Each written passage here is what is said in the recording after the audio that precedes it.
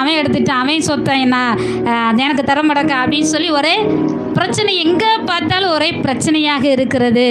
இது ஒருவருக்குள்ள ஒற்றுமையாக அன்பாக இருந்தாங்கன்னா அதில் பெரிய சந்தோஷத்தை பார்க்க முடியும். அல்லேலூயா. ரீசெண்டாக ஒரு நபரை குறித்து கேள்விப்பட்டேன். ஒரு நபர் இறந்து போயிட்டாரு.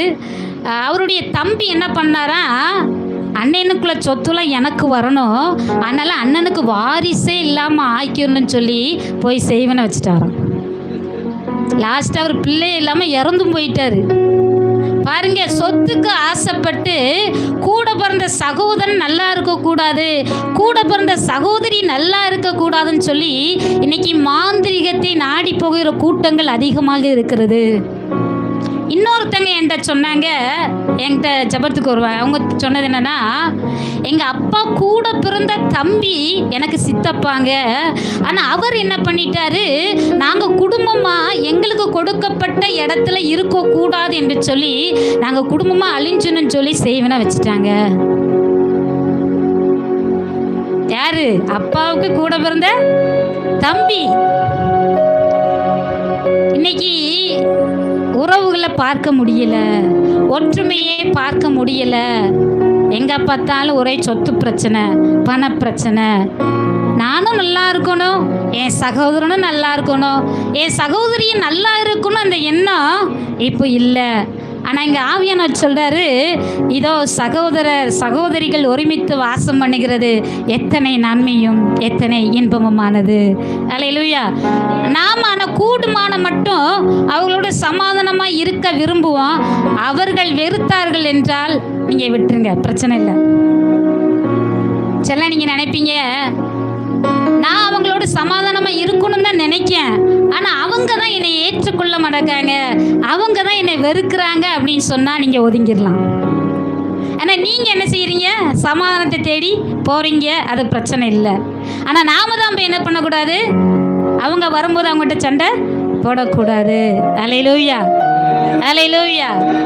அப்போ இதை கூடுமான மட்டும் யாவரோடும் சமாதானமாக இருங்கள் என்று வேதத்தில் சொல்லப்பட்டிருக்கிறது. நம்மளால் எவ்வளோக்கு முடியுமோ அவ்வளோக்கு என்ன செய்வோம், சமாதானத்துக்கு எதுவாக போவோம். அவங்க விரும்பலை அப்படின்னு சொன்னால் விட்டுருங்க. சில பேர் என்ன நினைப்பாங்க தெரியுமா, எப்பா இவன் நம்ம கூட ஒட்டிட்டு வாரானா நம்மகிட்ட இருக்கிற ஆசீர்வாதம் பேரும், நம்மகிட்ட பங்கு கேட்டுட்டு வந்துடுவா, நம்மகிட்ட பங்கு கேட்டுட்டு வந்துடுவான், அதனால இவளை சமாதானத்துக்கு இடம் கொடுத்துடக்கூடாதுன்னு சொல்லி நாம் சந்தோஷமாக போய் சமாதானமாகணும் போனாலும் அவங்க மூஞ்சி திருப்பிட்டு போயிடுவாங்க. அல்லேலூயா. அதை குறித்து நீங்கள் வருத்தப்பட வேண்டாம்.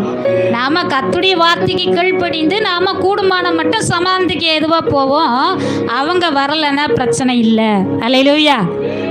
ரெண்டாவது விதமான சகோதரர் யாரை குறித்து சொல்லப்பட்டிருக்குன்னா, ஆவிக்குரிய பிள்ளைகளாகிய நம்மை குறித்து சொல்லப்பட்டிருக்கிறது.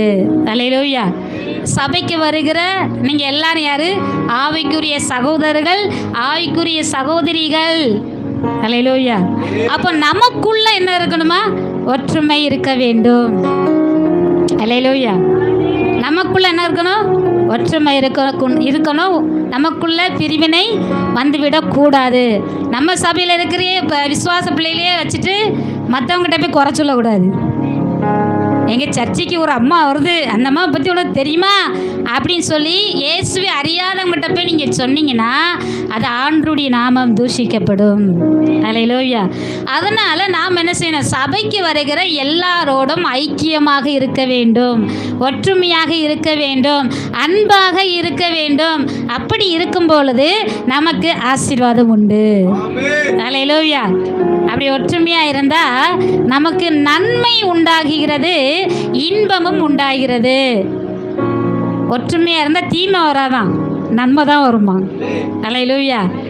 ஒற்றுமையாக இருந்தால் துக்கம் இருக்காதான், இன்பம் தான் உண்டாகும். அல்லேலூயா.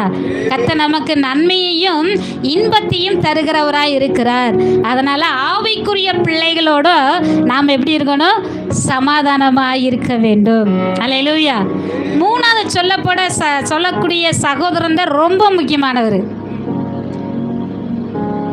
இந்த ரெண்டு உறவுகள் கூட ஒருவேளை நம்மளை விட்டு போயிடலாம், ஆனால் ஒரே ஒரு உறவு மட்டும் எப்போதும் நம்ம கூட இருக்கும். அந்த சகோதரன் யார் என்று சொன்னால்